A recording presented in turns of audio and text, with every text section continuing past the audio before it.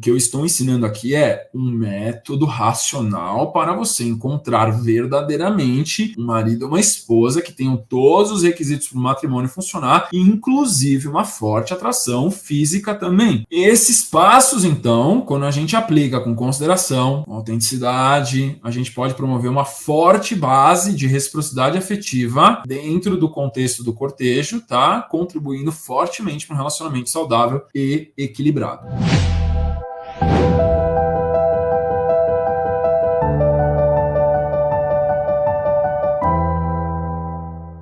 A temática de hoje é a reciprocidade afetiva no cortejo. Vamos aprofundar nessa temática de hoje. O que é que significa reciprocidade afetiva? Reciprocidade afetiva é um conceito fundamental na psicanálise e também na psicologia, principalmente na específica dos relacionamentos interpessoais, que se refere a uma capacidade, uma disposição de duas ou mais pessoas de compartilharem sentimentos, de compartilharem emoções, de compartilharem apoio mutuamente de maneira equilibrada, de maneira saudável. Reciprocidade afetiva, então, é essencial para o desenvolvimento das relações profundas e significativas que nós desejamos nos relacionamentos nas nossas vidas, que a gente chama de relacionamento satisfatório, relacionamento saudável, tá? Um relacionamento que nos faz evoluir, que ela contribui para uma sensação de segurança mútua, de confiança, de lealdade e de bem-estar entre todos os envolvidos. É importante a gente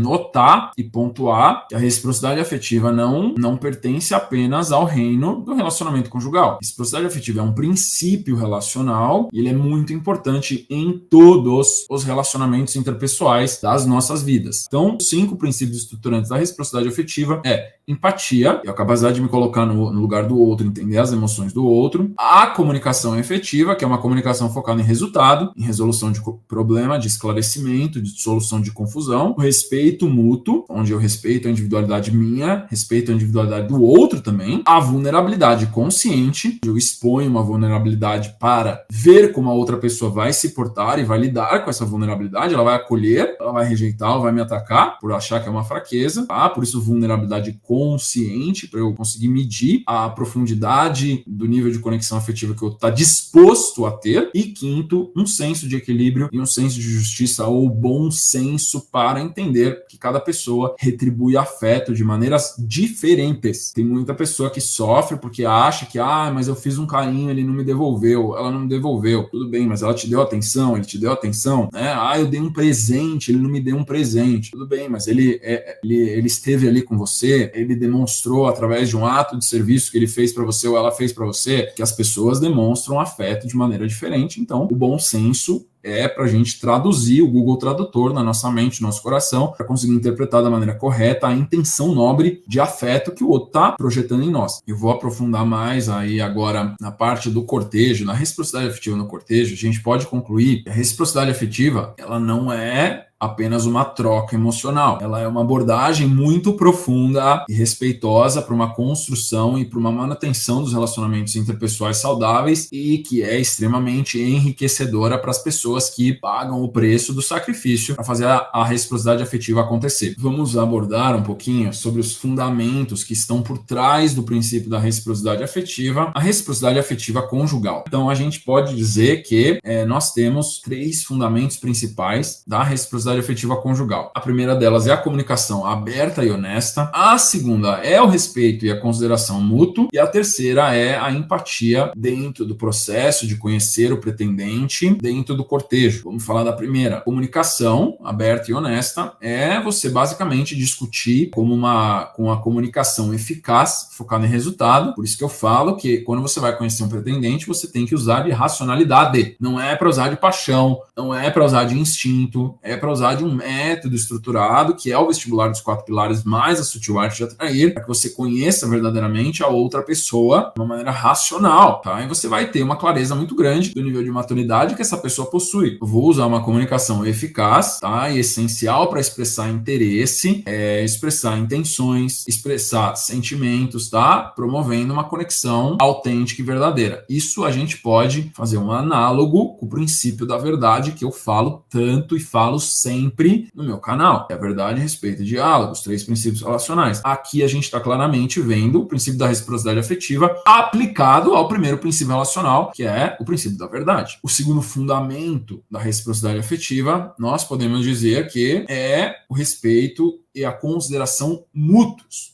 Tá? Que basicamente é você enfatizar a importância de você respeitar os limites, os desejos, os ritmos individuais, tá? Os gostos no processo do cortejo, tanto do homem quanto da mulher. Ambos podem dizer não, ambos podem dizer sim, ambos podem tentar progredir o relacionamento para o próximo nível, ambos podem segurar o cortejo para o cortejo ir mais devagar. Tá? E aí a gente faz com que, com esse respeito mútuo e consideração mútua, a gente evita pressões ou expectativas desproporcionais. Aqui a gente tem claramente uma manifestação do princípio do respeito, tá? Do segundo princípio relacional, verdade, respeito, a gente vai ter a respeito e consideração mútuos. O terceiro fundamento da reciprocidade afetiva no cortejo, a gente pode dizer que é a empatia. A empatia no cortejo, ela vai explorar a importância da empatia para a gente entender e responder adequadamente às emoções e às necessidades do outro durante todo o cortejo, que é o processo de conhecer a outra pessoa. Aqui a gente pode dizer claramente que isso é o princípio do diálogo, do grego de logo sabe, dois sabem. E também tem um processo interpretativo do grego, onde esse di pode também significar através. Então, dois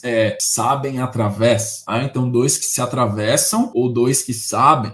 Então, isso é muito importante de nós compreendermos, porque dentro do processo de reciprocidade afetiva, esse processo de se atravessar mutuamente, de compreender a verdade do outro mutuamente, de troca de verdades, a gente vai ter o princípio do diálogo ativo e operante para que o relacionar possa acontecer. Isso é muito importante a gente entender que o cortejo é uma ferramenta social para eu investigar a qualidade de maturidade do pretendente. O cortejo não é para virar um relacionamento romântico independente das condições. O cortejo é para você conseguir analisar com clareza se essa pessoa tem maturidade e compatibilidade para ser um par com você no curto prazo, no médio prazo e no longo prazo. O cortejo tem essa finalidade, muito importante. Vocês são minhas alunas, os meus alunos, que vocês tenham na sua cabeça, vocês estão entrando em um cortejo para encontrar um marido, para encontrar uma esposa, porque senão vocês estão desperdiçando tempo, vocês estão entrando numa prática hedonista de festa, celebração, de carnaval, que é a festa da carne. Isso não é o que eu ensino. O que eu estou ensinando aqui é um método racional para você encontrar verdadeiramente um marido ou uma esposa que tenham todos os requisitos para o matrimônio funcionar, inclusive uma forte atração física também. Com isso, nós podemos aprofundar um pouco mais a nossa investigação na aula de hoje sobre 3 práticas ou 3 pilares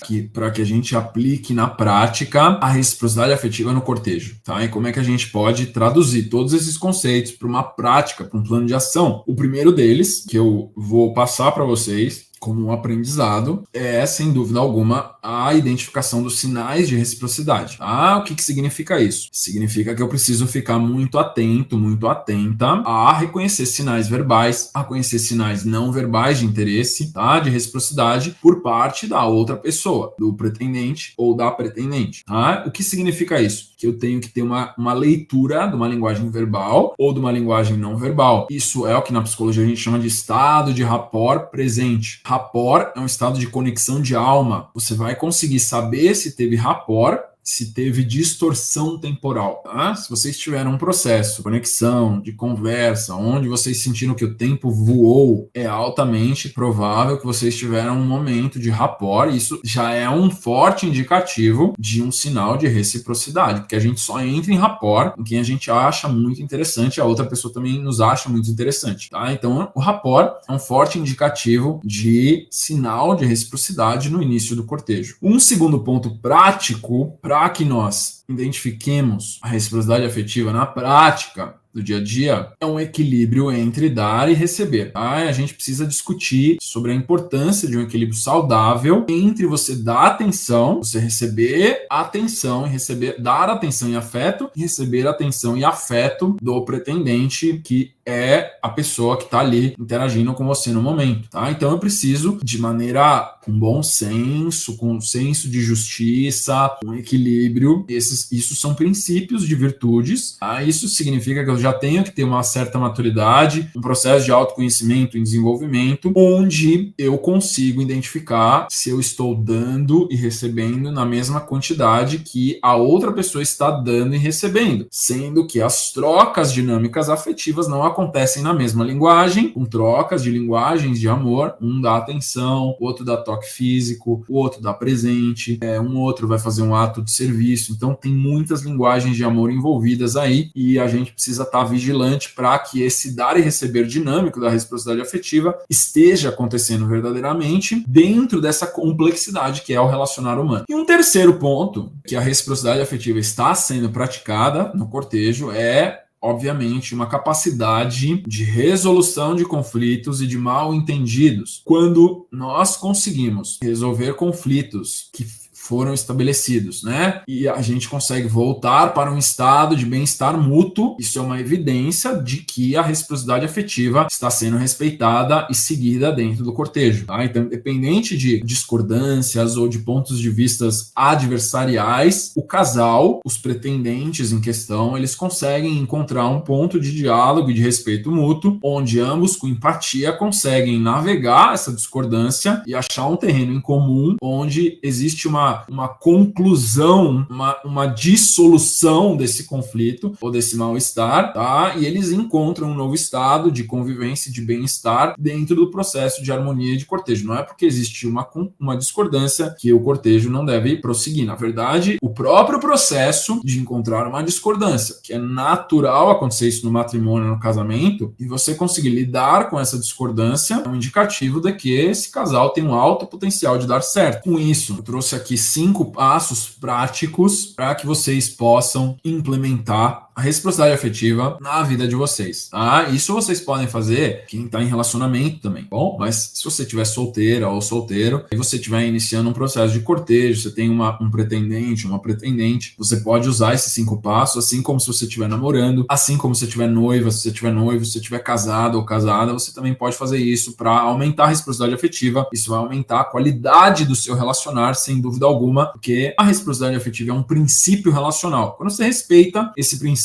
a qualidade do relacionar sobe automaticamente. O primeiro passo é você praticar a escuta ativa, tá? Então, como é que eu faço isso, Lucas? Muito simples. Quando você estiver durante conversas com essa pessoa, você tem que mostrar que você está realmente ouvindo, tá? O que a outra pessoa tem a dizer, não apenas esperando a sua vez de falar. Muitas pessoas que às vezes ficam quietas, mas elas ficam pensando no que elas já vão responder e o tempo todo elas já estão matutando e você consegue ver pelo olho da pessoa que ela não está prestando atenção, apesar dela estar olhando para você e apesar dela estar quieta, tá? Então, assim, você precisa verdadeiramente se esvaziar. Quando você está ouvindo o outro falar, você precisa ouvir o conteúdo informacional que o outro está passando para você. Você só vai formular uma resposta após a outra pessoa finalizar a linha de pensamento dela. Isso pode ser feito, sim, mantendo o contato visual. Você pode também, o contato visual é muito poderoso, tá? Se você estiver esvaziado e você estiver olhando verdadeiramente para a pessoa tem um impacto muito grande de prestação de atenção. A outra pessoa sente que você está ali 100% presente para ouvi-la. Então isso é muito importante de entender também, porque a escuta ativa, ela gera um sentimento de validação dos sentimentos da outra pessoa e dos pensamentos da outra pessoa também. Ela cria um ambiente de respeito mútuo e de genuíno interesse. Um segundo passo para que nós pratiquemos na prática, no plano de ação vivente, a reciprocidade afetiva é eu compartilhar abertamente os meus sentimentos ou os meus pensamentos, tá? Então, o que significa isso? Significa que eu vou me abrir sobre os meus sentimentos, sobre as minhas experiências, sobre os meus pensamentos, sobre os meus interesses, de maneira honesta, de maneira transparente, mas sem sobrecarregar o outro logo de início. Eu tenho que ir progredindo nesse processo de exposição da minha verdade, vendo se a outra pessoa está suportando essa carga que eu estou transferindo para ela. Não adianta eu sobrecarregar a outra pessoa com uma carga infinita de informação, sendo que ela não está disposta ou pronta para receber toda aquela quantidade de informação. Terceiro é a prática da demonstração de empatia. Um passo passo muito importante para a gente estabelecer a reciprocidade afetiva na nossa vida é a prática da empatia, tá? Então, o que eu faço? Como que eu faço isso? Eu preciso aprender a me colocar no lugar da outra pessoa quando ela compartilha alguma coisa que é pessoal, tá? Ou emocional. Recomendo fortemente que vocês vejam um vídeo que chama Empatia versus Simpatia da doutora.